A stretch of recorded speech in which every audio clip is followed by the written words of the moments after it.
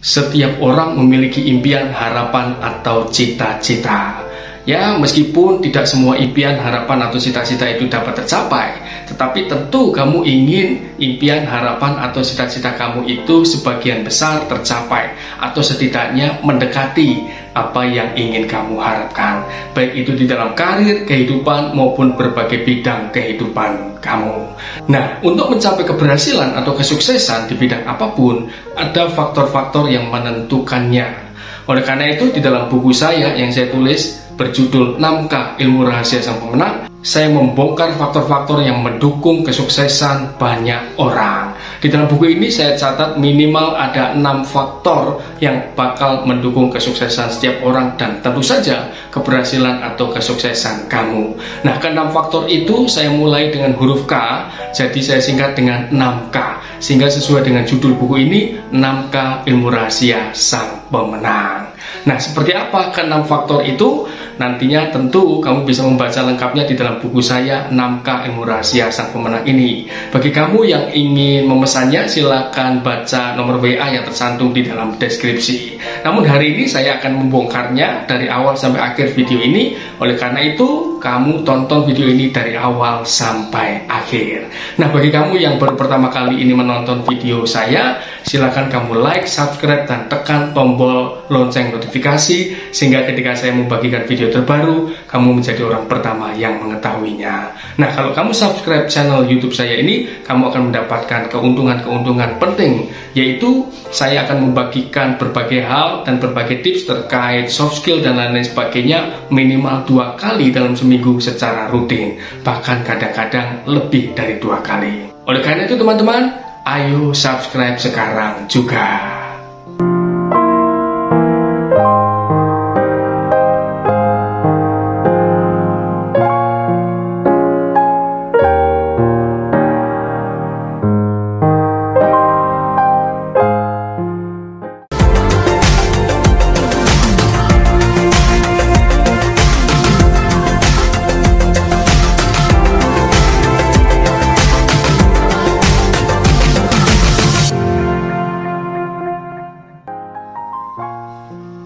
Faktor pertama adalah kompetensi, yaitu sebuah kemampuan yang akan mendukung keberhasilan kamu di dalam karir maupun kehidupan kamu.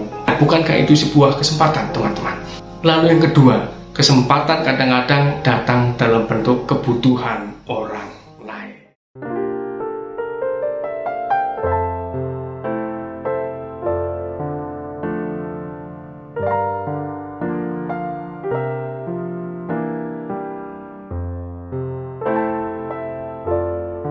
Faktor yang ketiga adalah keputusan.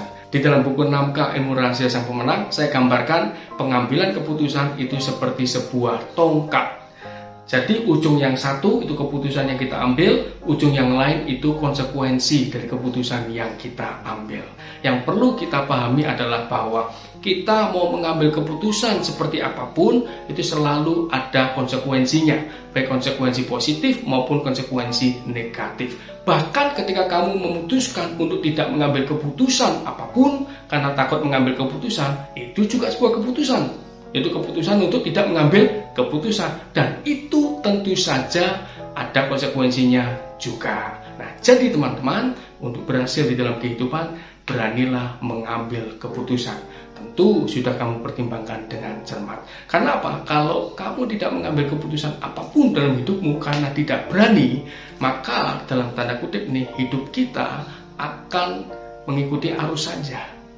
Maka kita menjadi tidak punya kontrol atas kehidupan kita.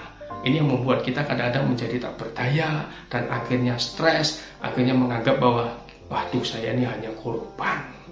Nah, beranilah mengambil keputusan, tentu dengan pertimbangan yang matang. Mengambil keputusan dan akhirnya keputusan itu salah, itu kadang-kadang malah jauh lebih baik dibandingkan kamu tidak mengambil keputusan apapun. Jadi hari ini teman-teman, segera ambil keputusan untuk kehidupanmu, untuk langkah kakimu, untuk melangkah ke depan. Maka yakinlah kamu akan berhasil di dalam kehidupan kamu. Faktor yang keempat adalah kerja keras dan cerdas. Nah, ini ada sebuah quote yang menarik dari Colin Powell. Dia bilang gini, tidak ada rahasia untuk sukses. Itu adalah hasil dari persiapan, kerja keras, dan belajar dari kegagalan. Artinya tidak ada sesuatu yang instan. Kamu ingin sukses, siap-siaplah untuk bekerja keras dan cerdas. Lalu ada satu lagi, sebuah quote yang sangat menarik dari Vince Lombardi. Beliau mengatakan begini, harga kesuksesan adalah kerja keras, dedikasi pada pekerjaan, dan kegigihan. Tidak peduli apakah kita menang atau kalah, setidaknya kita telah melakukan yang terbaik untuk melaksanakan tugas. Wih, luar biasa ya. Kamu perlu berjuang untuk keberhasilan kamu. Kamu perlu berjuang dengan cara yang cerdas. Cari cara-cara yang efektif dan efisien. Nah, faktor yang kelima adalah kepemimpinan. Sebelum kita dapat memimpin orang lain dengan baik, langkah awal yang harus kita lakukan adalah self-leadership. Oleh karena itu, di dalam buku ini, saya lebih banyak menyoroti mengenai self-leadership. Nah, di dalam video saya yang lainnya, saya sudah membagikan mengenai 6 cara atau 6 langkah membangun kepemimpinan pribadi atau self-leadership. Nah, silakan kamu lihat di dalam deskripsi, saya akan cantumkan linknya untuk melihat bagaimana 6 cara di dalam membangun self-leadership atau kepemimpinan pribadi. Mengapa kepemimpinan pribadi atau self-leadership itu penting? Karena untuk mencapai keberhasilan itu ada proses yang harus kita lalui. Nah, kadang-kadang proses yang perlu kita lalui itu tidak enak. Kalau kita tidak mampu memimpin diri sendiri serta mengarahkan ke tujuan yang ingin kita capai, jangan-jangan kita akan menyerah di tengah jalan, teman-teman. Ya, atau bahkan kita tidak mau melatih diri dengan baik. Oleh karena itu, sebelum kamu memimpin orang lain, kamu perlu mampu memimpin dirimu sendiri.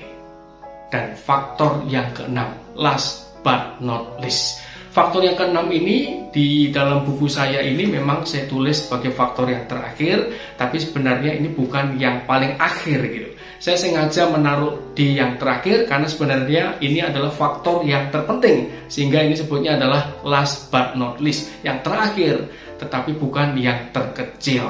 Yaitu apa? Karunia Tuhan. Ini yang terutama sebenarnya. Nah, banyak orang itu ingin sukses, ingin berhasil, tapi dengan kekuatan sendiri, tidak melibatkan Tuhan dan tidak bergantung kepada Tuhan. Nah, kesuksesan sejati itu dapat terjadi kalau kita itu dekat dengan Tuhan.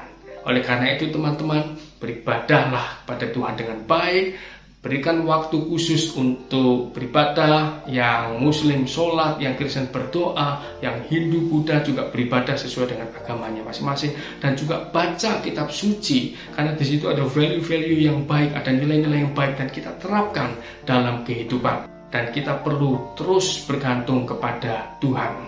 Karena apa? Tuhanlah yang memberikan kehidupan, Tuhanlah yang memberikan kesempatan, Tuhanlah yang memampukan kita. Nah, banyak orang akhirnya mencapai kesuksesan, yaitu dia menjalankan faktor yang pertama sampai yang kelima, namun akhirnya jatuh karena sombong, karena lupa diri, sehingga kadang-kadang ada yang korupsi, ada yang melakukan tindakan yang tidak baik demi kesuksesan. Karena apa? Karena faktor yang keenam ini dia tidak pegang baik-baik.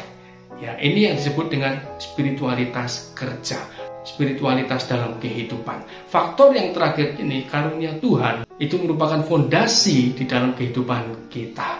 Jadi pastikan setiap kali sebelum bekerja kamu berdoa dulu, berserah kepada Tuhan dan serahkan semuanya kepada Tuhan. Ya, karena apa? Kadang-kadang kalau kita mengalami dalam tanda kutip kegagalan di dalam deal bisnis, kegagalan dalam pekerjaan, kalau kita berserah kepada Tuhan, kita tidak akan terlalu larut di dalam stres dan menyalahkan diri sendiri. Namun kita bisa berkata bahwa baik, mungkin ini Tuhan belum izinkan. Lalu kalau kamu berhasil atau sukses, kamu tidak akan sombong karena kita akan bisa berkata, oh ini semua karena Tuhan.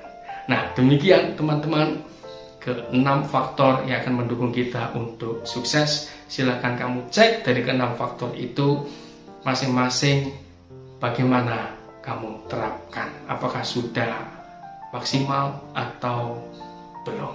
Nah, bagi kamu yang ingin membaca lebih detailnya, ada di dalam buku saya, 6K Ilmu Rahasia Sang Pemenang, penerbit Gramedia. Silakan baca di dalam deskripsi nomor WA saya untuk pemesanan. Demikian teman-teman, saya doakan kamu sehat dan bahagia selalu. Salam sehat bahagia bersama saya, Heri Santoso.